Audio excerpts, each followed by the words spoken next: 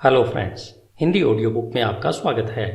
As a man thinketh दुनिया भर में सेल्फ हेल्प के क्षेत्र में बहुत ही मशहूर पुस्तक है। अगर हम कहें कि यह पुस्तक स्वयं को समर्थ बनाना या फिर स्वयं को सिद्ध करने के बारे में लिखी गई है तो अतिशयोक्ति नहीं होगी। यह छोटी सी पुस्तक हमें यह बताने के साथ साथ कि हम महान बन सकते हैं, हमें महान बनने में एक टूल की तरह काम करती है। सत्य हमें उन सीमाओं से मुक्त कर सकता है, वह हमारे जीवन को बदल सकता है जिनसे हम घिरे हुए हैं। सत्य तब बहुत ही शक्तिशाली होता है जब इसे साधारण भाषा में आसान तरीके से पेश किया जाता है। जेम्स एलन हमें इस पुस्तक के माध्यम से स्पष्ट रूप से दिखाते हैं कि कैसे हम उस चाबी रूपी ज्ञान का प्रयोग करके जिस सफलता की हम कल्पना करते हैं उस महानतम सफलता को और उसे प्राप्त करने के तरीकों को खोल सकते हैं। इस पुस्तक को 7 अध्यायों में लिखा गया है जो बेहद सुंदर तरीके से एक दूसरे से जुड़े हुए हैं। जैसे पहला अध्याय है विचार और चरित्र, दूसरा अध्याय परिस्थितियों पर विचार का प्रभाव व तीसरा अध्याय है शरीर और स्वास्थ्य पर विचार का प्रभाव।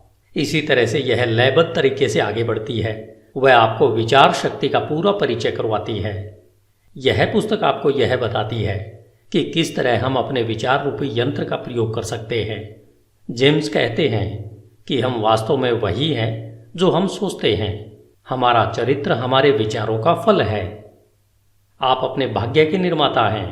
यह नियम परम सत्य है कि जो खोजेंगे उन्हें मिलेगा, जो दस्तक देंगे उनके लिए दरवाजे खुलेंगे, क्योंकि धैर्य, अभ्यास और निरंतर दृढ़ता के माध्यम से ही आप ज्ञान के मंदिर में दाखिल हो सकते हैं। जेम्स आगे कहते हैं कि आप तब तक परिस्थितियों के द्वारा नियंत्रित रहेंगे जब तक यह सोचते रहेंगे कि हम बाहरी परिस्थितियों से नियंत्रित होने वाले हैं। आपने अगर नेपोलियन हिल के द्वारा लिखित पुस्तक थिंक एंड ग्रो रिच पढ़ी है तो आपने महसूस किया होगा कि विचार की शक्ति कितनी महान है। विचार की शक्ति के माध्यम से क्या कुछ नहीं किया जा सकता है। जेम्स के सूत्रों को और अधिक समझने के लिए हमें इस पुस्तक को भी पढ़ना या इसकी ऑडियो बुक सुननी चाहिए। यह पुस्तक मूल रूप से एक कविता मन वह मूल शक्ति है जो हर कार्य को एक सांचे में ढालती है और बनाती है के रूप में शुरू होती है। बौद्ध मतानुसार शुरुआत में दी गई कविता उस पुस्तक का सार होती है। अगर आप उस कविता को समझ लेते हैं तो मान लीजिए आपने उस पुस्तक के सार को समझ लिया है और उसमें दी गई एक ऐसी चाबी को खोज लिया है जो आपकी प्रतिभा, शक्ति और जादू के ताले को खोल सकती है। जेम्स एलन द्वारा लिखित पुस्तक एज ए मैन थिंकेथ का एक उपहार के रूप में आनंद लें। यह छोटी सी पुस्तक अपने आप में एक महान खजाना लिए हुए आपके सामने है। धन्यवाद। HindiAudiobook.com। आपका दिन शुभ हो। Hello friends, Hindi audio book में आपका स्वागत है। आज हम जेम्स एलन के द्वारा लिखित पुस्तक एज ए मैन थिंकेथ सुन रहे हैं। जेम्स एलन का जन्म सन 1864 में इंग्लैंड के लिसेस्टर में हुआ था। उनके पिता का देहांत उनके बचपन में ही हो गया था, जिससे उन पर व उनके परिवार पर मुश्किलों का पहाड़ सा टूट पड़ा था। ऐसी परिस्थितियों में उन्हें मात्र 15 साल की आयु में ही पढ़ाई बीच में ही छोड़नी पड़ी थी। साल 1902 तक आते आते उन्होंने फैसला किया कि अब वे केवल लिखने का ही कार्य करेंगे।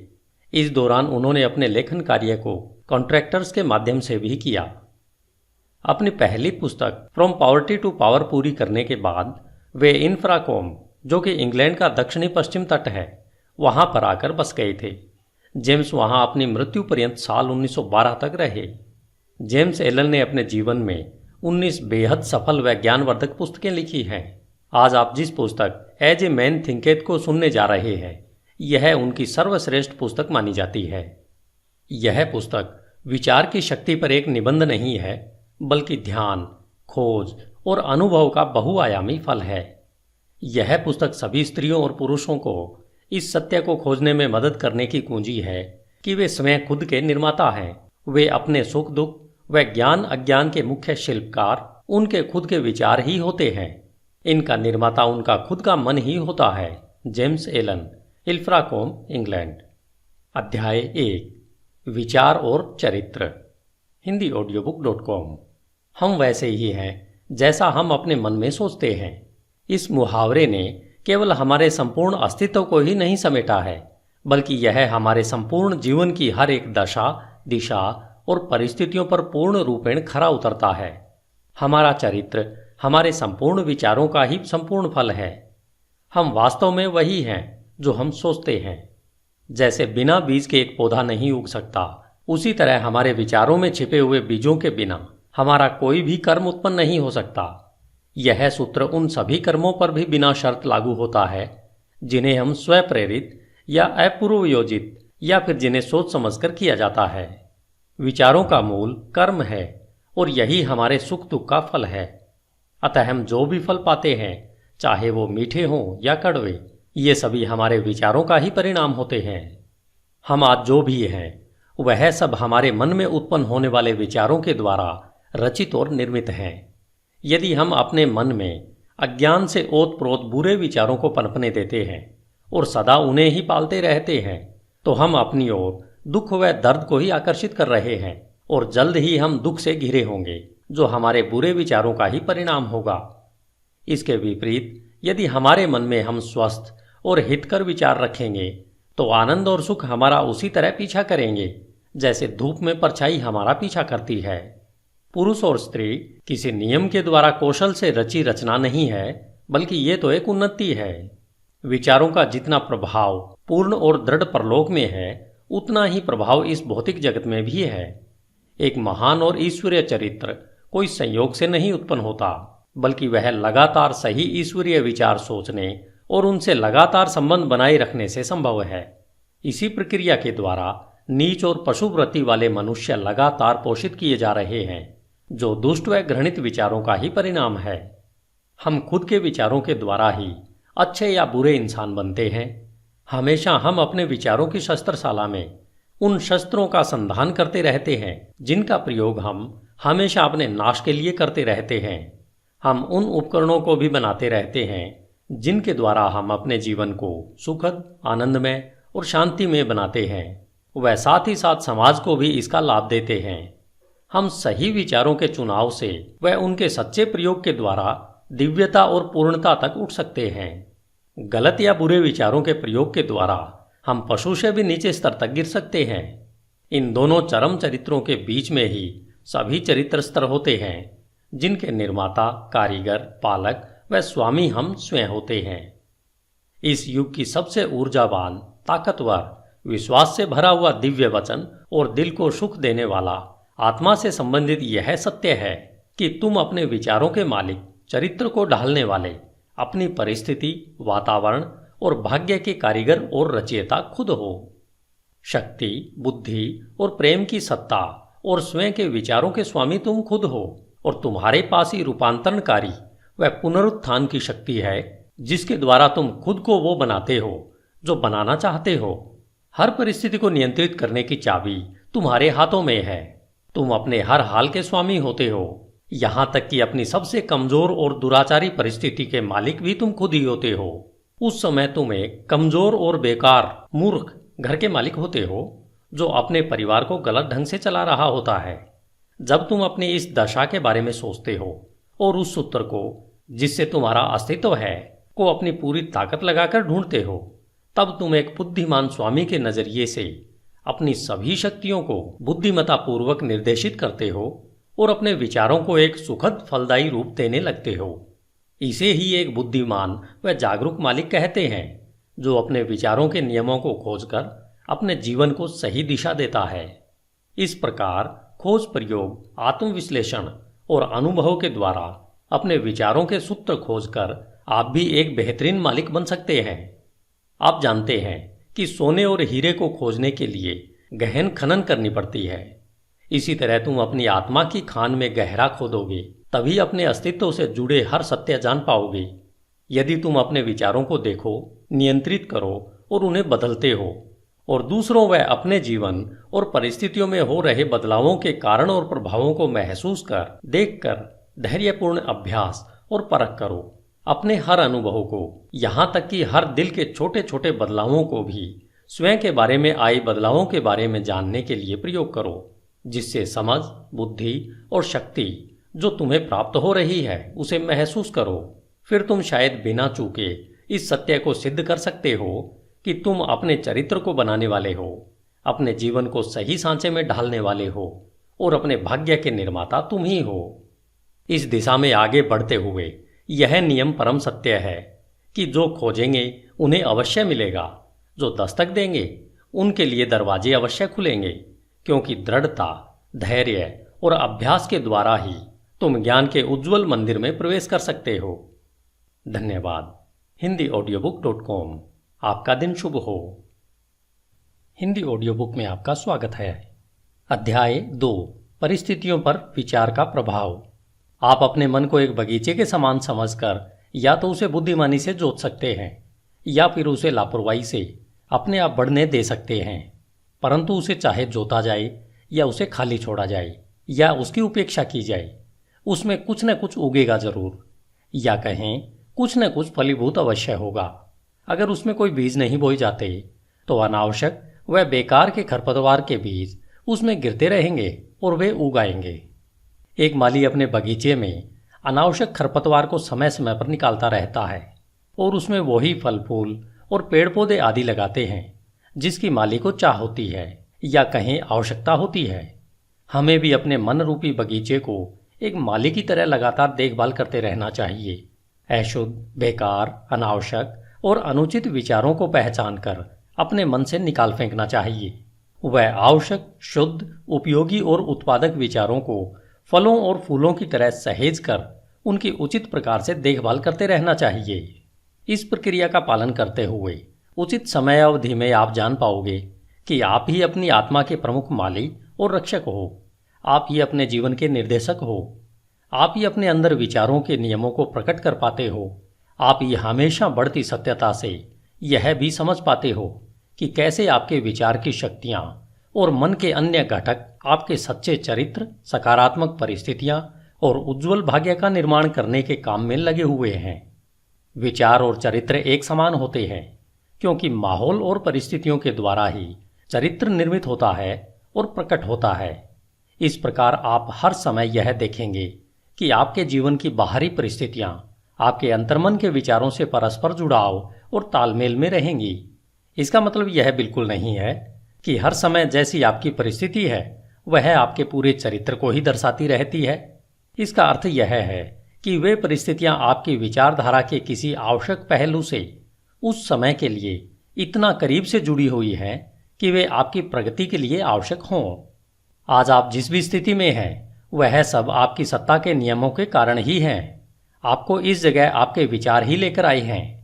आपके जीवन की संरचना में संयोग नाम की कोई चीज नहीं है। जो भी है वह उस नियम का ही परिणाम है जो अचूक है। यह बात उनके लिए उतनी ही सही है जो अपनी परिस्थितियों के साथ तालमेल में कमी का अनुभव करते हैं, जितना कि उनके लिए जिन्हें लगता है कि वे परिस्थितियों से संतुष्ट हैं।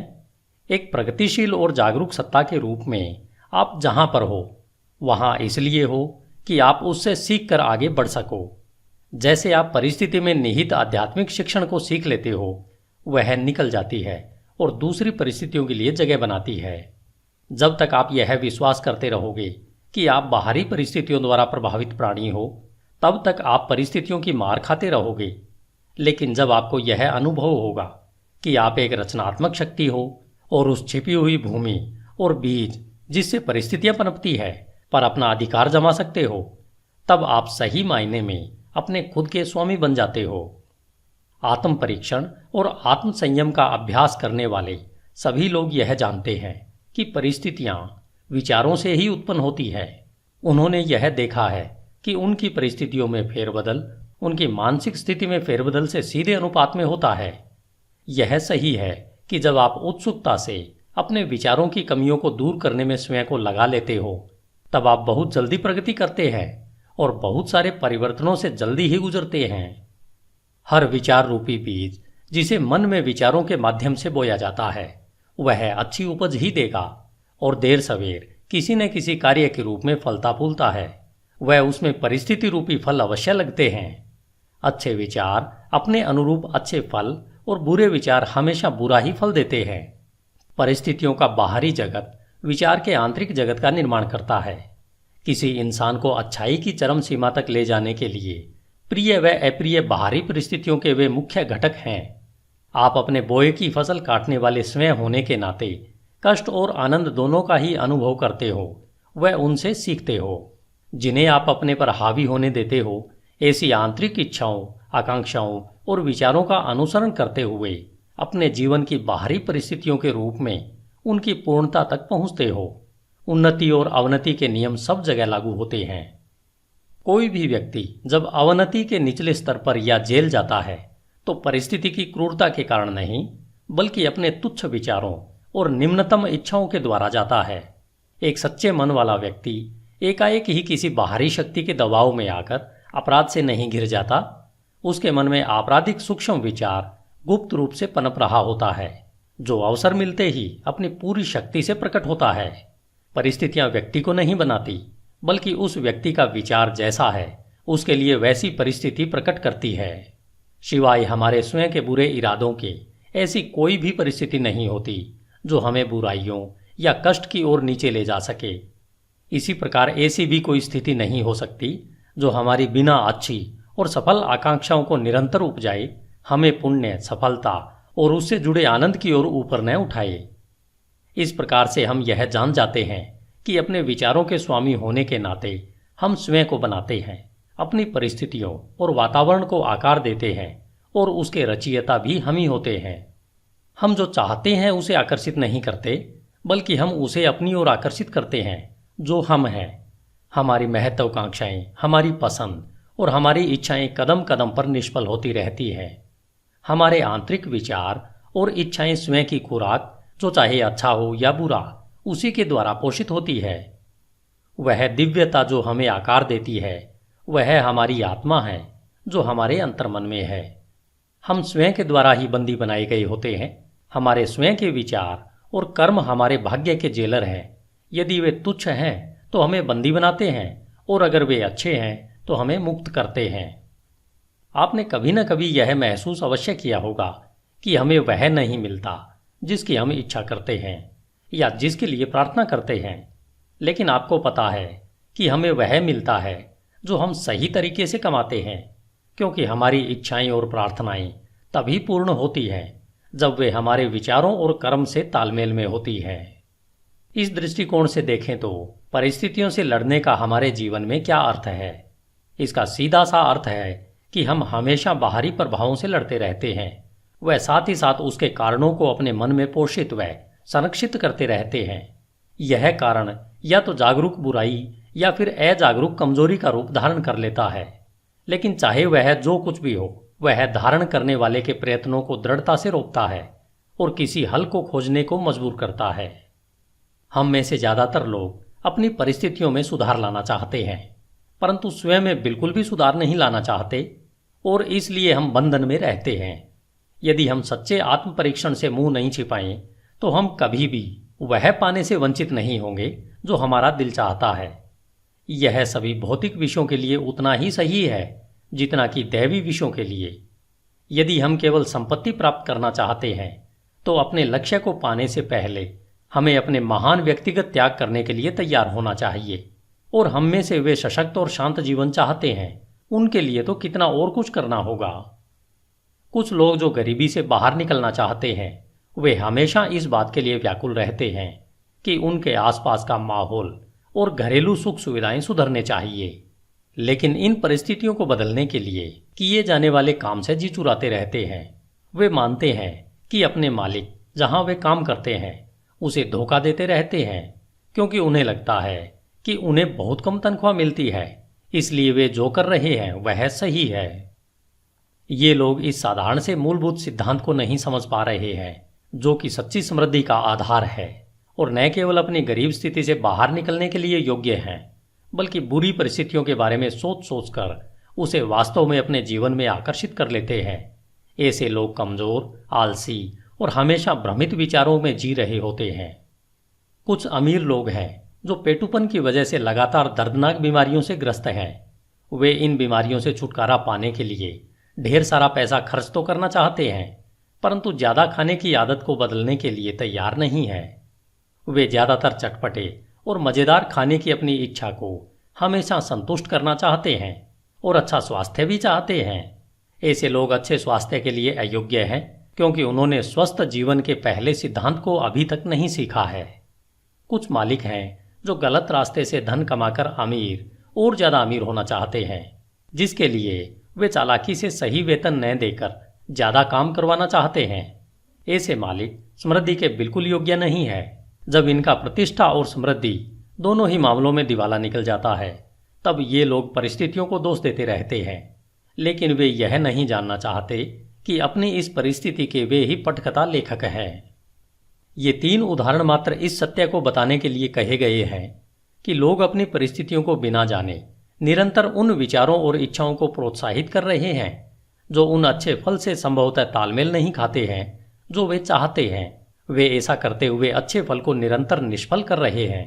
ऐसे किस्से कई गुना बढ़ सकते हैं और निरंतर चल सकते हैं, लेकिन इसकी आवश्यकता नहीं है। यदि हम दृढ़ निश्चय कर लें कि हम अपने मन और जीवन में विचार के नियम के क्रम को खोजेंगे, और जब तक ऐसा नहीं होगा तब तक केवल बाहरी तथ्य तर्क के लिए पर्याप्त नहीं हो सकता। परिस्थितियां फिर भी इतनी जटिल है, विचार इतना गहराई से बैठा है और व्यक्ति व्यक्ति में प्रसन्नता की अवस्था इतनी भिन्न है कि हमारी समस्त आत्मदशा, जो हमें पता है, केवल जीवन के बाहरी पहलू के तहत किसी के द्वारा आंकी नहीं जा सकती है। कोई व्यक्ति किन्हीं कार्यों में ईमानदार हो सकता है परंतु अभावग्रस्त है, जबकि दूसरा व्यक्ति कई कार्यों में बेईमान हो सकता है फिर भी खूब संपत्ति हासिल करता है। और इसका अधिकतर मतलब निकाला जाता है कि कोई व्यक्ति इसलिए असफल होता है क्योंकि वह ईमानदार है और दूसरा व्यक्ति इसलिए सफल है कि वह बेईमान है। और यह सतही निर्णय के फलस्वरूप होता है, जो यह मान लेता है कि बेईमान व्यक्ति लगभग पूरी तरह से भ्रष्ट है और ईमानदार व्यक्ति लगभग पूरी तरह से पुण्यात्मा है। गहन ज्ञान और विस्तृत अनुभव के आधार पर यह निर्णय गलत माना जाता है। बेईमान व्यक्ति में भी कुछ ऐसे प्रशंसनीय गुण हो सकते हैं जो दूसरों में नहीं है, और ईमानदार व्यक्ति में कुछ ऐसे दुर्गुण हो सकते हैं, चाहे सूक्ष्म ही क्यों न हो, जो दूसरों में नहीं होते हैं। ईमानदार व्यक्ति अच्छे विचारों और कर्मों के कारण अच्छा फल पाते हैं, परंतु अपने दुर्गुणों के कारण कष्ट का भी अनुभव करते हैं। बेईमान व्यक्ति उसी तरह से कष्ट या हर्ष का अनुभव करता है। मानव अहम को यह मानना अच्छा लगता है कि व्यक्ति अपने सद्गुणों के कारण कष्ट में होता है, परंतु जब तक हम अपने मन से हर रोगी, कटु और अशुद्ध विचार को निकाल नहीं फेंकते हैं और अपनी आत्मा से हर अस्वस्थ दाग को साफ नहीं कर देते हैं, तब तक हम उस स्थिति में नहीं हो सकते हैं जहां हम यह जान पाएं और घोषित कर पाएं कि हमारा कष्ट हमारे बुरे विचारों के कारण है, न कि हमारे अच्छे गुणों के फलस्वरूप है। उस परम पूर्णता के पथ पर पहुंचने से बहुत पहले हमें अपने जीवन और मन में कार्यशील उस महान नियम का पता चल जाएगा जो पूर्णतः न्याय संगत है, जो बुरे के बदले अच्छा या अच्छे के बदले बुरा नहीं देगा। जब हमें ऐसा ज्ञान होता है तब हम यह जान पाते हैं अपने पूर्ण के अज्ञान और अंधेपन को देखते हुए कि हमारा जीवन अभी और सदा से ही न्याय संगत रहा है। हमारे पूर्व के सारे अच्छे या बुरे अनुभव हमारे विकसित होते हुए फिर भी अविकसित आत्मा के ही उचित परिणाम है। अच्छे विचार और कर्म कभी भी बुरे परिणाम नहीं दे सकते, और इसके विपरीत भी इतना ही सही है कि बुरे विचार और कर्म कभी अच्छे सुखद परिणाम नहीं दे सकते। हम प्रकृति जगत में इस नियम को भलीभांति जानते हैं और समझते हैं। वह इसके अनुसार काम भी करते हैं कि आम के बीज से आम का पेड़ ही उगेगा और बबूल के बीज से केवल बबूल का पेड़ ही उगेगा और वैसे ही फल देगा। लेकिन कुछ ही इसे मानसिक व नैतिक जगत में समझते हैं, जबकि हमारे विचारों के मामले में भी यही नियम लागू होता है। वहां भी यह उतना ही सहज व अटल है। इसे न समझने पर हमें परेशानी उठानी पड़ती है, और तब ये नियम हमारी इच्छाओं के अनुरूप सहयोग नहीं देते हैं। कष्ट व पीड़ा गलत दिशा में लगाए गए गलत विचारों का प्रभाव है। यह एक संकेत है कि हमारा अपने आप से, अपने अस्तित्व के नियम से तालमेल नहीं रहा है। कष्ट का एकमात्र और उच्चतम कार्य है शुद्धि करना। वह सब जो बेकार और अशुद्ध है उसे जला देना। वे जो शुद्ध हैं उनके लिए कष्ट खत्म हो जाते हैं। एक बार जब सोने से मैल हट जाता है तो उसे जलाते रहने का कोई मतलब नहीं होता है। और इसी तरह से पूर्ण रूपेण शुद्ध व साक्षात्कारी पुरुष कष्ट में नहीं रहता। वह परिस्थितियां जिनका हम कष्ट से सामना करते रहते हैं वे हमारी मानसिक विसंगतियों का परिणाम है। वे परिस्थितियां जिनका हम कृपा व आनंद से सामना करते हैं, वे हमारी मानसिक संगति का नतीजा है। कृपा, आनंद, मानसिक पवित्रता ही भौतिक संपत्ति की अधिकता का माप नहीं है, और यह भी नहीं कि बुरे विचार ही एकमात्र कष्ट, क्लेश और दुख ही भौतिक संपत्ति की कमी का परिमाप है। कुछ लोग दुखी और अमीर होते हैं, कुछ लोग धन्य और अमीर भी होते हैं। पवित्रता और अमीरी तभी जुड़ते हैं जब धन को सही और विवेक से कमाया और इस्तेमाल किया जाता है। गरीब अधिक पीड़ा का अनुभव तब करते हैं जब उन्हें लगता है कि बिना वजह के उनका बोझ उन पर लाद दिया गया है। गरीबी और भोगाशक्ति दुख या कहीं पीड़ा के दो चरम पहलू है। ये दोनों ही अस्वाभाविक है, मानसिक असंतुलन का नतीजा है। जब तक हम खुश, स्वस्थ और समृद्ध नहीं होते, तब तक हमारी सही अवस्था नहीं होती। खुशी, स्वास्थ्य और समृद्धि का हमारी परिस्थितियों के आंतरिक और बाहरी स्थिति से तालमेल का ही परिणाम है। जब हम शिकायत व तिरस्कार करना बंद कर देते हैं और उस छिपे हुए नियम को जो हमारे जीवन को संचालित करता है उसे ढूंढना शुरू करते हैं, तब हम खुश, स्वस्थ और समृद्ध होना शुरू कर देते हैं। और जब हम अपने मन में उस संचालित करने वाले घटक को अपना लेते हैं, तब हम दूसरों पर अपने कष्ट का कारण होने का आरोप लगाना बंद कर देते हैं और हम सशक्त और स्वस्थ विचारों को अंतर्मन में बढ़ाने लगते हैं। हम परिस्थितियों पर चीखना चिल्लाना बंद कर देते हैं। वह अपनी तीव्र प्रगति के लिए अपने अंदर छिपी हुई शक्तियों और संभावनाओं को खोज करके एक साधन के रूप में प्रयोग करना शुरू कर देते हैं। इस सत्य का प्रमाण हर इंसान में है और इसलिए नियमित आत्म परीक्षण और आत्म विश्लेषण की सरल पड़ताल द्वारा इसे जाना जा सकता है। हम मूलभूत तौर पर अगर अपने विचारों को बदलते हैं तो हम अपने जीवन की भौतिक परिस्थितियों में आए त्वरित बदलाव को देखकर आश्चर्यचकित रह जाएंगे। कभी कभी हमें लगता है कि हम अपने विचारों को गुप्त रख सकते हैं, परंतु ऐसा नहीं है। वे जल्दी ही आदत में बदल जाते हैं और आदत परिस्थितियों का रूप ले लेती है। बुरे और निम्न स्तर के विचार आक्रोश और नशे की आदत बनाते हैं, जो पीड़ा, कष्ट और गरीबी का रूप लेते हैं। किसी तरह के भी विनाशकारी विचार अनसुलझी थकाऊ आदतें बन जाती है, जो ध्यान भंग करने वाली और विपरीत परिस्थितियों का आकार ले लेती है।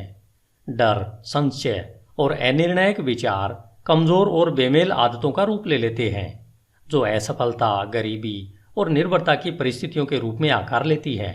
आलसी विचार बेईमानी और गंदगी का रूप लेते हैं, जो गरीबी व नीचता का आकार लेती है। घृणित और दंडनीय विचार हिंसा और आरोप लगाने की आदत का रूप लेते हैं, जो चोट लगने व दंड मिलने वाली परिस्थितियों का आकार लेते हैं। हर तरीके से स्वार्थी विचार स्वार्थीपन का रूप लेते हैं, जो उन परिस्थितियों को आकर्षित करते हैं जो दुखदायी होती है। दूसरी ओर हर तरह के सुंदर विचार कृपा और अच्छाई का रूप लेते हैं, जो प्रिय और सुखद परिस्थितियों को आकार देते हैं। रचनात्मक विचार आत्मसंयम और संतुलित मन का रूप लेते हैं, जो शांति और विश्रांति की परिस्थितियों का आकार लेती है। साहस, आत्मनिर्भरता और निर्णय के विचार सशक्त और फलदायी आदतों का रूप लेते हैं, जो सफलता, प्रचुरता और मुक्ति की परिस्थितियों को आकार देती है। ऊर्जापूर्ण विचार सफाई पसंद व उद्यमी आदतों को आकार देती है। मृदुल व क्षमाशील विचार मृदुलता की आदत का रूप लेते हैं, जो सुरक्षित व स्वस्थ परिस्थितियों को आकार देती है। प्रेमपूर्ण और निस्वार्थ विचार दूसरों के लिए स्वयं को भूल जाने की आदत का रूप लेते हैं, जो निश्चित और स्थायी प्रचुरता व सच्ची समृद्धि की परिस्थितियों को आकार देती है। लंबे समय तक एक ही तरीके की विचारधारा, चाहे वह अच्छी हो या बुरी, चरित्र और परिस्थितियों पर अपना प्रभाव अवश्य छोड़ती है। हम अपनी परिस्थितियां प्रत्यक्ष तरीके से नहीं चुन सकते, लेकिन अपने विचारों को चुन सकते हैं और इस तरह अप्रत्यक्ष रूप से अवश्य ही परिस्थितियों को आकर्षित कर सकते हैं। प्रकृति हमारे साथ है, हमारे अपने द्वारा काम करती है, जिससे कि हम इन विचारों का आनंद उठा सकें, जिन्हें हम पोषित करते हैं, और ऐसे अवसर प्रस्तुत होते हैं जो जल्दी ही अच्छे और प्रभावशाली विचारों को सतह पर ले आते हैं। जैसे ही हम अपने नकारात्मक और विनाशकारी विचारों को त्यागते हैं, पूरा संसार हमारे प्रति मधुर हो जाता है और हमारी मदद करने को तैयार हो जाता है। जैसे ही हम अपने कमजोर और दूषित विचारों से दूर जाने लगते हैं, हर तरफ ऐसे अवसर उमड़ने लगते हैं जिससे कि हमारे सशक्त संकल्प को मदद मिले। जैसे ही हम अच्छे विचारों को बढ़ावा देते हैं तो कोई भी दुर्भाग्य हमें शर्म और कष्ट से नहीं घेरता है। संसार हमारा बहुरूपदर्शी कैलिडोस्कोप है और हर क्षण जिन विभिन्न रंगों को प्रस्तुत करता है वे हमारे सतत उभरते विचारों के अद्भुत चित्र हैं। धन्यवाद।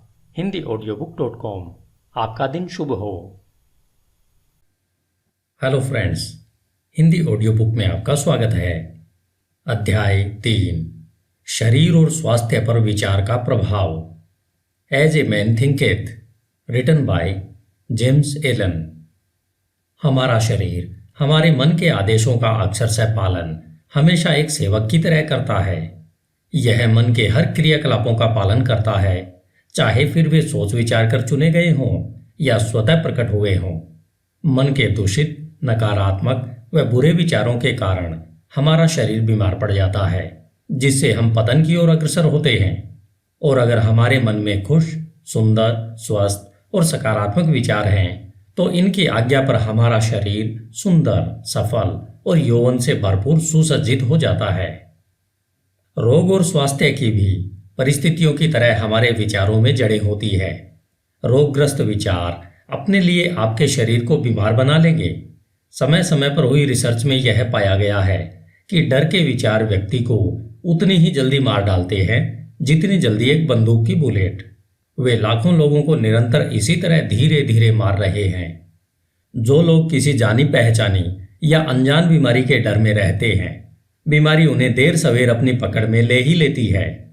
बीमारी की यह चिंता जल्द ही पूरे शरीर को निरुत्साहित कर देती है और रोग को शरीर में प्रवेश करवाने के लिए इसे कमजोर बना देती है। नकारात्मक व अशुद्ध विचार चाहे शारीरिक तौर पर प्रहार न करे, लेकिन नाड़ी मंडल पर नकारात्मक प्रभाव अवश्य डालते हैं और उन्हें कमजोर कर देते हैं। सुंदर, सकारात्मक, शुद्ध व प्रसन्न विचार शरीर को जोश और लावण्य से सुसज्जित करते हैं। शरीर नाजुक और ढलने वाला यंत्र है। यह उन विचारों पर तत्काल प्रतिक्रिया करता है जो उस पर प्रभाव डालते हैं। आपके विचार करने की आदत के कारण विचार किए गए विचारों का प्रभाव आपके शरीर पर अवश्य पड़ता है। चाहे आपने अच्छे या बुरे पर विचार किया हो, प्रभाव अवश्य पड़ेगा। जब तक लोग नकारात्मक विचारों को फैलाते रहेंगे, तब तक उनमें अशुद्ध और जहरीला रक्त बहता रहेगा। शुद्ध हृदय और मनन से शुद्ध जीवन और शुद्ध शरीर उत्पन्न होता है। दूषित व नकारात्मक मन से दूषित व नकारात्मक शरीर व जीवन ही उत्पन्न होते हैं। विचार ही कर्म, जीवन और प्रकटीकरण का स्रोत है। स्रोत को अगर शुद्ध करेंगे तो सब शुद्ध हो जाएगा। अच्छे स्वास्थ्य की चाहत में जो लोग भोजन का तरीका या शैली बदलते हैं, यह तब तक उनकी मदद नहीं करेगा जब तक वे अपने विचारों को नहीं बदल लेते हैं। जब हमारे विचार शुद्ध होंगे तब हमें अशुद्ध भोजन की चाह ही नहीं रह जाएगी। जिन्होंने अपने विचारों को सशक्त व शुद्ध किया है, उन्हें किसी भी हानिकारक जीव से डरने की आवश्यकता नहीं है। स्वस्थ विचार स्वस्थ आदतें बनाते हैं। यदि आप शरीर को पूर्ण स्वस्थ रखना चाहते हो तो अपने मन की रक्षा करो। यदि आप अपने शरीर का नवीनीकरण करना चाहते हो तो मन को सुंदर बनाओ। दुर्भावना, ईर्ष्या, निराशा, नकारात्मकता और उदासी के विचार शरीर के स्वास्थ्य और उसकी चमक को लूट लेते हैं। चिड़चिड़ा चेहरा एकाएक नहीं बनता है, वह उग्र विचारों से बनता है। झुर्रियां जो चेहरे पर खराब दिखती हैं, वे मूर्खता, पीड़ा और घमंड के कारण उत्पन्न होती है। आप अवश्य ही किसी न किसी ऐसे बूढ़े चेहरे को जानते होंगे जो तेजस्वी और एक छोटे बच्चे की तरह मुस्कुराहट के साथ चमक से भरा हुआ होगा। और ऐसे चेहरे भी आप अवश्य देखते होंगे जो निराशा की झुर्रियों के कारण उम्र से पहले ही बूढ़े दिखाई देने लगे होंगे।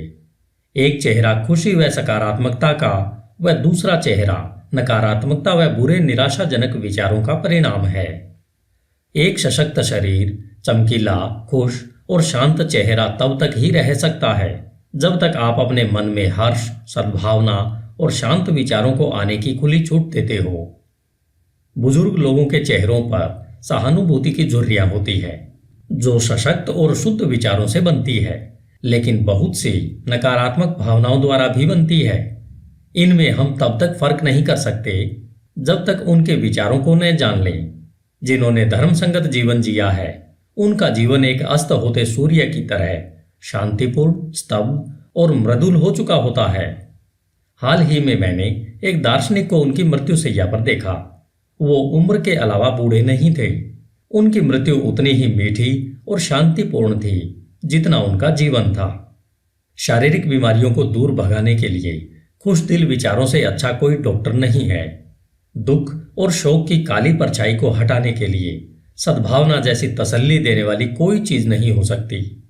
सदा दूसरों के बारे में बुरा सोचना, द्वेष रखना, शक करना और ईर्ष्या के विचार रखना ऐसा ही है जैसा स्वनिर्मित जेल में रहना।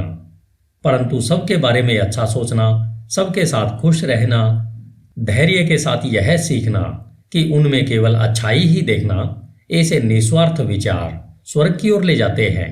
दिन प्रतिदिन हर प्राणी के प्रति शांति के विचार रखना आप में अद्भुत शांति लाएंगे। धन्यवाद। HindiAudiobook.com। आपका दिन शुभ हो। As a man thinketh, written by James Allen. अध्याय 4, विचार और उद्देश्य। HindiAudiobook.com। जब तक कोई भी विचार उद्देश्य के साथ नहीं जोड़ा जाता तब तक कोई भी प्रतिभा पूर्ण उपलब्धि नहीं बनती। बहुत से लोग अपने उच्चतम विचार जीवन के सागर में दिशाहीन गति से बहने देते हैं। जीवन में विचारों की दिशाहीनता बहुत बुरी होती है। अगर जो लोग विपत्ति और विनाश से दूर रहना चाहते हैं तो उनको इस प्रकार बहने से स्वयं को रोकना होगा। जिनके जीवन में कोई मुख्य उद्देश्य नहीं होता वे बहुत ही जल्दी तुच्छ चिंताओं, डर, परेशानियों और अपने प्रति दया रखने के भाव से ग्रस्त हो जाते हैं और ये सभी कमजोरी के लक्षण होते हैं। ये ठीक वैसे ही असफलता, अप्रसन्नता और कमी की ओर ले जाते हैं जैसे सोच समझकर आयोजित किए गए अपराध होते हैं, क्योंकि कमजोरी शक्ति विकसित करने के ब्रह्मांड में टिक नहीं सकती। हमें एक न्यायसंगत उद्देश्य के बारे में विचार करना चाहिए। वह उसे यथार्थ बनाने के लिए कार्यशील होना चाहिए। हमें अपने उद्देश्य को विचारों के केंद्र में रखना चाहिए।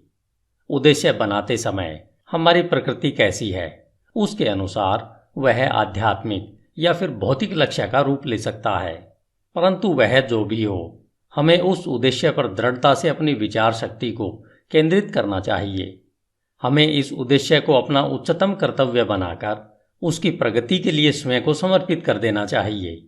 वह अपने विचारों को क्षणिक रुचियों, चाहतों और कल्पनाओं के पीछे नहीं भागने देना चाहिए। यह आत्मसंयम का राजसी मार्ग है और विचार की सच्ची एकाग्रता है। यदि हम बार बार अपने उद्देश्य को पाने में असफल हो रहे हैं तो यह तब तक होता रहता है जब तक हम अपनी कमजोरी से ऊपर नहीं उठ पाते हैं और इससे हम चरित्र के सामर्थ्य को प्राप्त करते हैं। वह सच्ची सफलता का मापदंड होता है। वह यह भविष्य के सामर्थ्य और विजय की नई शुरुआत होती है। जिनका कोई महान उद्देश्य नहीं होता है उन्हें अपने विचारों को कर्तव्य के अचूक प्रदर्शन पर केंद्रित करना चाहिए, फिर चाहे उनका कार्य कितना ही छोटा क्यों न दिख रहा हो। केवल इसी तरीके से विचारों को एकत्रित करके केंद्रित किया जा सकता है। वह संकल्प और ऊर्जा को विकसित किया जा सकता है। इसे सिद्ध करने के बाद ऐसा कोई भी लक्ष्य नहीं रह जाता है जिसे प्राप्त नहीं किया जा सकता हो।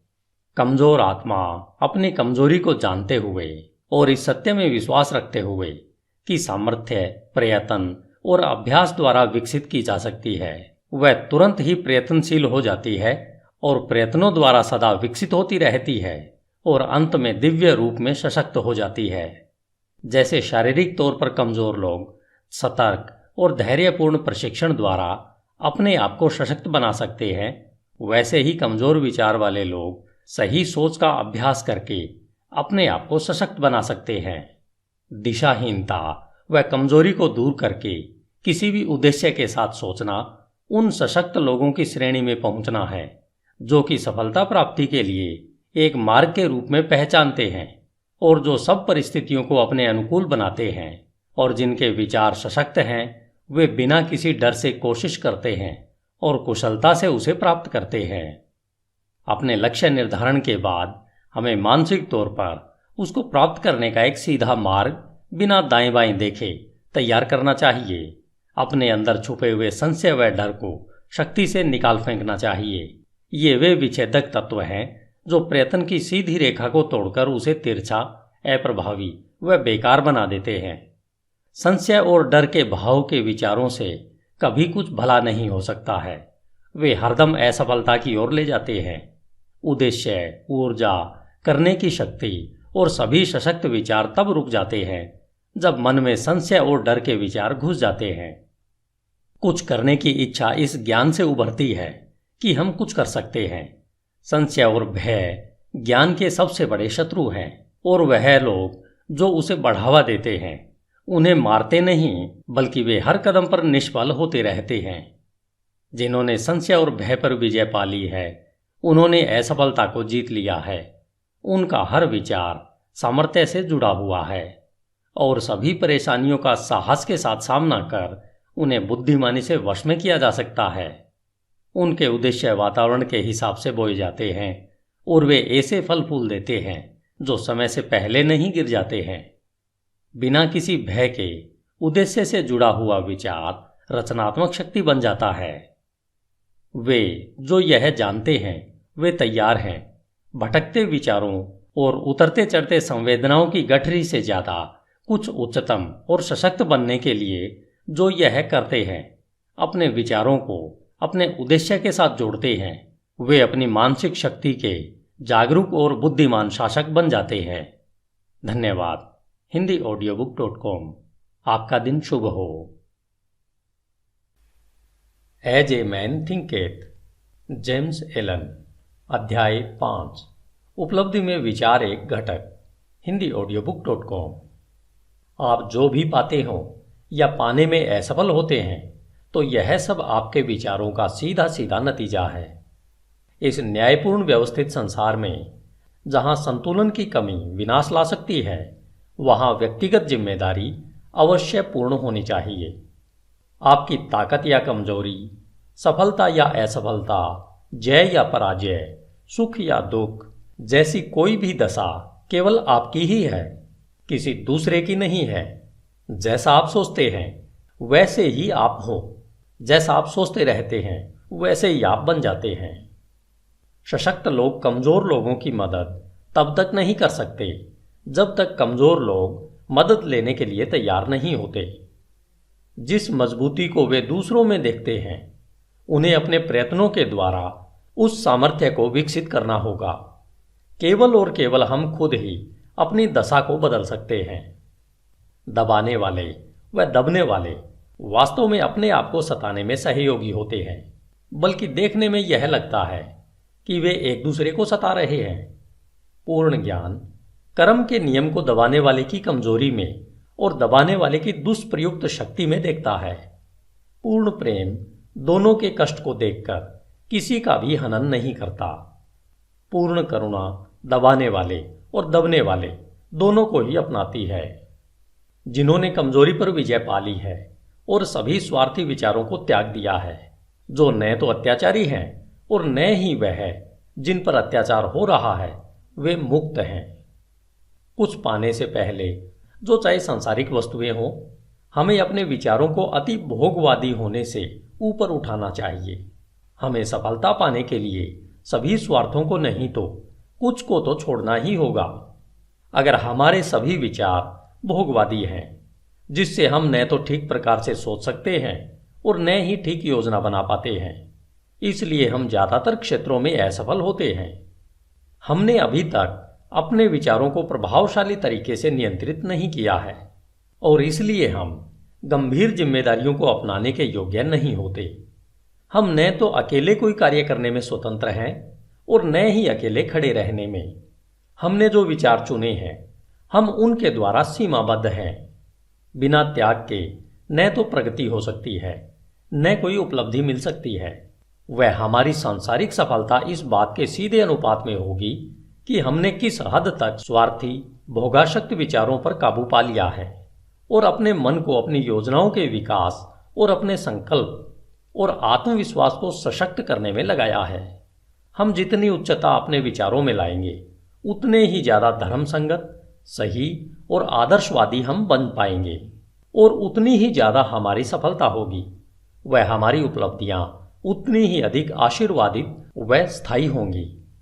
लोभी, बेईमान व दुष्ट इंसान का साथ ब्रह्मांड कभी नहीं देता, लेकिन सरसरी तौर पर लग सकता है कि ऐसा हो रहा है।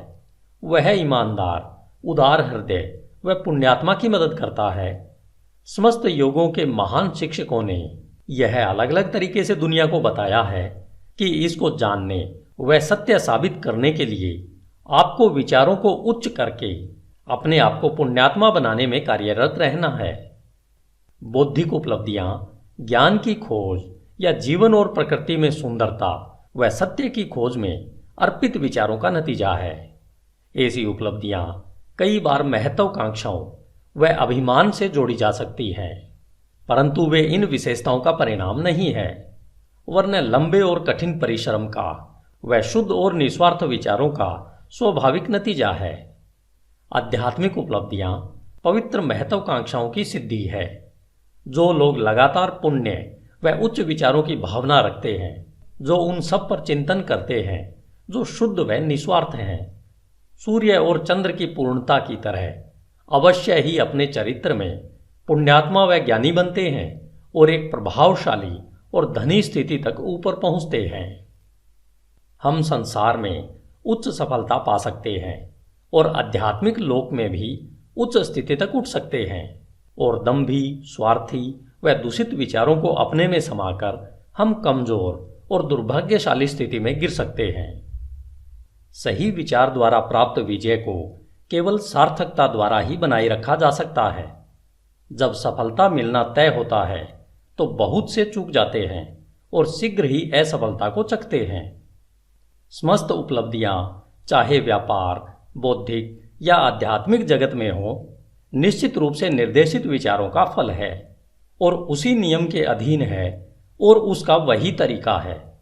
फर्क सिर्फ प्राप्ति के लक्ष्य में है।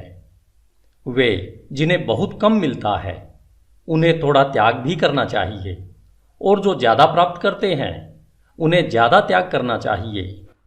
वे जिन्हें उच्चतम मिलता है उन्हें महान त्याग करना चाहिए। धन्यवाद। HindiAudiobook.com। आपका दिन शुभ हो। As a man thinketh, James Allen. अध्याय 6। परिकल्पनाएं और आदर्श। स्वप्न देखने वाले इस संसार के मसीहा हैं। जिस तरह से दृश्य जगत अदृश्य द्वारा पोषित है, उसी तरह मानवता सभी परीक्षाओं, गलतियों और कष्ट में उसके योगी स्वप्न देखने वालों की सुंदर परिकल्पनाओं द्वारा पोषित होती है। मानवता अपने स्वप्न दृष्टाओं को भूल नहीं सकती। वे उनके आदर्शों को ऐसे ही फीका पड़कर मर जाने नहीं दे सकती। वह उनमें रहती है। वह उन्हें वास्तविकताओं जैसा मानती है, जैसे कि एक दिन वह उन्हें देखेगी और जान पाएगी। संगीतकार, मूर्तिकार, चित्रकार, कवि, पैगंबर, ऋषि ये जगत के परे की दुनिया के बनाने वाले हैं, स्वर्ग के शिल्पकार हैं। यह जगत सुंदर है क्योंकि ये इसमें रहते हैं। उनके बिना श्रमकारी मानवता मिट जाएगी। जो अपने हृदय में एक सुंदर परिकल्पना को व उच्च आदर्श को संजोते हैं, एक दिन उसे साकार कर पाएंगे। कोलंबस ने एक दूर देश की कल्पना को संजोया था और उसने उसे खोज निकाला। कोपरनिकस ने संसारों की अनेकता और एक विस्तृत ब्रह्मांड के होने की परिकल्पना को पोषित किया था और उसने उसे प्रकट भी किया। भगवान बुद्ध ने निष्कलंक सुंदरता और पूर्ण शांति के आध्यात्मिक जगत की परिकल्पना को संजोया था और उन्होंने उसमें प्रवेश भी किया। अपनी परिकल्पनाओं को पोषित करो, अपने आदर्शों को पोषित करो। तुम्हारे हृदय में जो संगीत उमड़ता है, मन में जो सुंदरता रूप लेती है, तुम्हारे सूक्ष्मतम विचारों को जो खूबसूरती लपेटती है, उसे पोषित करो, क्योंकि उन सब में से हर्षपूर्ण परिस्थितियां और स्वर्गपूर्ण वातावरण पनपेंगे और बढ़ेंगे। यदि तुम इनके प्रति सच्चे रहो तो तुम्हारे संसार का अंततः निर्माण होगा। चाहने से तुम पाओगे, आकांक्षा रखने से प्राप्त करोगे। क्या हमारी निम्नतम इच्छाओं को संतुष्टि का पूर्ण माप मिले और हमारी शुद्धतम आकांक्षाएं पोषण की कमी से नष्ट हो जाएं। ब्रह्मांडीय नियम ऐसा नहीं है। ऐसी दशा में चीजों को प्राप्त नहीं किया जा सकता। मांगो और तुम्हें मिल जाएगा। उच्च स्वप्न देखो और जैसे तुम स्वप्न देखोगे तुम वैसे बन जाओगे। तुम्हारी परिकल्पना उसका वचन है जो तुम एक दिन बन जाओगे। तुम्हारे आदर्श उसकी भविष्यवाणी है जिसे तुम अंत में पर्दा उठाकर देख सकोगे। मानव उपलब्धियां सबसे पहले और लंबे समय तक एक स्वप्न थी। ओक का वृक्ष मंजू फल में छिपा होता है, चिड़िया अंडे में पलती है और आत्मा की उच्चतम परिकल्पना में जागृत देवदूत चलते हैं। स्वप्न वास्तविकता के बीज हैं। तुम्हारी परिस्थितियां हो सकता है प्रतिकूल हो, परंतु वे ऐसा लंबे समय तक नहीं रहेंगी। यदि तुम एक आदर्श को मन में रखकर उसे पाने के लिए जी जान लगा दो, बाहर शांत खड़े रहकर तुम अंतर में यात्रा नहीं कर सकते। एक युवती है और एक युवक है। दोनों ही गरीबी और काम के बोझ तले दबे हुए हैं। लंबे समय तक अस्वस्थ वातावरण वाली वर्कशॉप में बंद, अशिक्षित और सभी प्रकार की शिष्टताओं से कोसों दूर। परंतु दोनों ही बेहतर जिंदगी के सपने देखते हैं और वे बुद्धि, कृपा, शिष्टता और सुंदरता की कल्पना करते हैं। वे मानसिक तौर पर एक आदर्श जीवन परिस्थिति की कल्पना करते हैं, एक विस्तृत स्वतंत्रता की परिकल्पना करते हैं और एक बड़ी आकांक्षा उन पर हावी हो जाती है। व्याकुलता उन्हें कर्म करने के लिए उकसाती है और वे अपने खाली समय व साधनों को, चाहे वे अभी कम है, अपने सोई शक्तियों और साधनों के विकास में लगाते हैं। शीघ्र ही उनके मन इतने परिवर्तित हो जाते हैं कि वह वर्कशॉप उन्हें बांध कर नहीं रख पाती है। उनकी सोच से वह इतनी बेमेल हो जाती है कि वह उनके जीवन से वैसे ही बाहर हो जाती है जैसे कोई कपड़ा उतारकर फेंक दिया जाता है। जैसे जैसे उनके लिए वे अवसर बढ़ते जाते हैं जो कि उनकी विस्तृत होती शक्तियों के कार्य क्षेत्र को समा सकें, वे उससे हमेशा के लिए बाहर निकल जाते हैं। सालों बाद हम उन्हें फिर देखते हैं। बहुत ही विशिष्ट तरीकों में हम उन्हें मन की कुछ एक शक्तियों के अधिकारी पाते हैं जिनके प्रयोग से वे दुनिया भर पर प्रभाव और लगभग अप्रतिम सामर्थ्य से शासन करते हैं। वे अपने हाथों में विशाल जिम्मेदारियों के सूत्रों को थामे हैं। वे बोलते हैं और जीवन रूपांतरित हो जाते हैं। स्त्री और पुरुष उनके शब्दों में विश्वास करते हैं और अपने चरित्र को पुनः ढालते हैं और सूरज की तरह ये ऐसे स्थायी और प्रकाशित केंद्र बन जाते हैं जिसके चारों ओर असंख्य जीव घूमते रहते हैं। उन्होंने अपने यौवन की परिकल्पना को पा लिया है। वे अपने आदर्शों से एक हो गए हैं। और तुम भी नौजवान पाठक अपने हृदय की परिकल्पना को पाओगे, व्यर्थ इच्छा को नहीं, चाहे वह ओछी हो या सुंदर या फिर दोनों का मिश्रण, क्योंकि तुम सदा उसकी ओर खींचे जाओगे जिससे तुम गुप्त रूप से सबसे ज्यादा प्यार करते हो। तुम्हारे हाथों में तुम्हारे अपने विचारों का फल मिलेगा। तुमने जो कमाया है वह तुम पाओगे, न ज्यादा न उससे कम। तुम्हारे वर्तमान का वातावरण चाहे कैसा भी क्यों न हो, तुम्हारे विचारों, तुम्हारी परिकल्पना, तुम्हारे आदर्श द्वारा तुम या तो गिरोगे, वैसे ही रहोगे, या फिर उठोगे। तुम अपने नियंत्रित इच्छाओं जितना छोटे बन जाओगे या तुम अपनी प्रबल अभिलाषाओं जैसे महान बन जाओगे। स्टैंटन क्रिगहम डेविस के सुंदर शब्दों में, तुम बही खाते संभाल रहे हो और तुम अभी उन दरवाजों से बाहर निकलते हो जो इतने समय से तुम्हें लगता था कि तुम्हारे आदर्शों के लिए रुकावट थे, और अपने आप को श्रोताओं के सामने पाते हो। पेन अभी भी तुम्हारे कान पर अटका है, उंगलियों पर शाही के धब्बे हैं, और तभी उसी क्षण में तुम्हारे अंतर में प्रेरणा की वर्षा होने लगती है। तुम बकरियों को चरा रहे होते हो और शहर में घूमते हुए पहुंच जाते हो, फटे मुंह देहाती की तरह, और आत्मा के निर्भय मार्गदर्शन में तुम एक गुरु के आश्रम में पहुंच जाते हो। और एक समय के बाद वे कहते हैं, तुम्हें सिखाने के लिए मेरे पास और कुछ नहीं है। अब तुम स्वयं गुरु बन गए हो, जो थोड़े समय पहले तक बकरियां चराते हुए महान कार्यों के घटने के स्वप्न देखा करता था। बेपरवाह, अज्ञानी और आलसी केवल चीजों के लिए प्रत्यक्ष प्रभाव को देखते हुए, न कि स्वयं चीजों को, भाग्य, किस्मत और संयोग के बारे में बात करते हैं। किसी को धनवान बनता देखकर कहते हैं, कितना भाग्यशाली है। किसी को सुप्रसिद्ध विद्वान बनता देख वे आश्चर्य से कहते हैं, उस पर कितनी कृपा दृष्टि है। और किसी साधु प्रवृत्ति वाले व्यक्ति और उसका अन्य लोगों पर प्रभाव पड़ते देखकर वे टिप्पणी करते हैं, देखो किस्मत कैसे हर कदम पर उसका साथ दे रही है। वे उन परीक्षाओं, असफलताओं और संघर्ष को नहीं देखते जो इन स्त्री पुरुषों ने अनुभव पाने के लिए सहर्ष स्वीकारा है। उन्हें इनके द्वारा किए गए त्याग का, साहसिक प्रयत्न का और विश्वास जिसे उन्होंने अपनाया है का जरा सा भी ध्यान नहीं है, जिससे कि वे अलंध्य दिखने वाले लक्ष्य को प्राप्त कर सकें और अपने हृदय की परिकल्पना को पा सकें। उन्हें मन के अंधकार और दिल के टूटने का कोई एहसास नहीं होता। उन्हें केवल प्रकाश और प्रसन्नता दिखती है और वे उसे भाग्य कहते हैं। वे लंबी और कठिन यात्रा नहीं देखते, केवल सुखी परिणाम को देखते हैं और वे उसे सद्भाग्य कहते हैं। वे प्रक्रिया को नहीं समझते, केवल नतीजा देखते हैं और उसे संयोग कहते हैं। हर मानव कार्य में प्रयत्न है और फल भी है, और प्रयत्न कितना सशक्त है इसे फल से मापा जाता है। यह कोई संयोग नहीं है। कहे जाने वाले उपहार, शक्ति, भौतिक, बौद्धिक और आध्यात्मिक अधिकार प्रयत्न के हैं। वे पूर्ण किए हुए विचार हैं, प्राप्त किए हुए लक्ष्य हैं, साकार परिकल्पनाएं हैं। वह परिकल्पना जिसकी तुम अपने मन में प्रशंसा करते हो, वह आदर्श जिसे तुमने अपने हृदय में विराजित कर रखा है, उससे तुम अपने को बनाओगे और यही तुम बन जाओगे। धन्यवाद। hindiaudiobook.com। आपका दिन शुभ हो।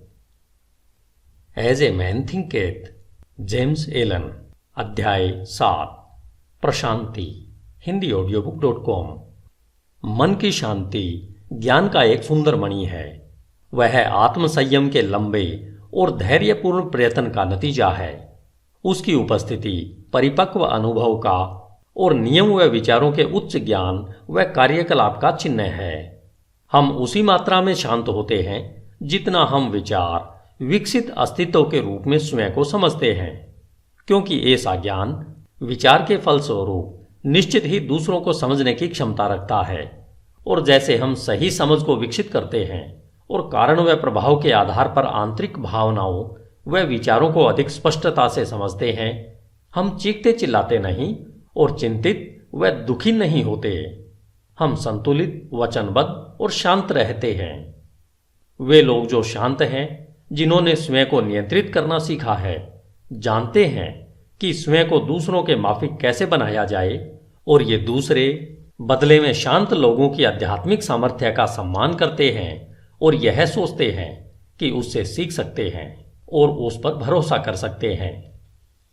जितने अधिक प्रशांत हम बन जाते हैं, उतनी अधिक हमारी सफलता, हमारा प्रभाव व अच्छाई के लिए हमारा सामर्थ्य होता है।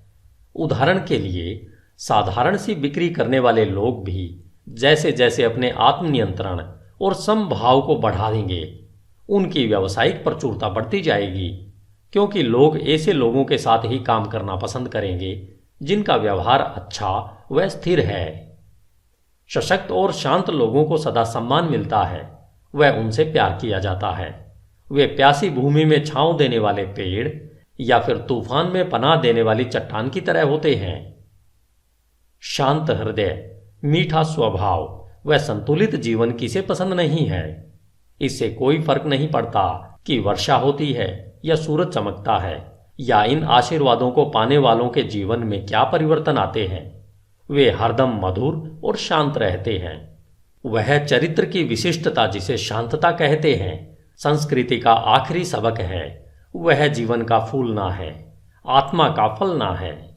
वह ज्ञान की तरह मूल्यवान है और उसकी सोने से भी ज्यादा कामना करनी चाहिए।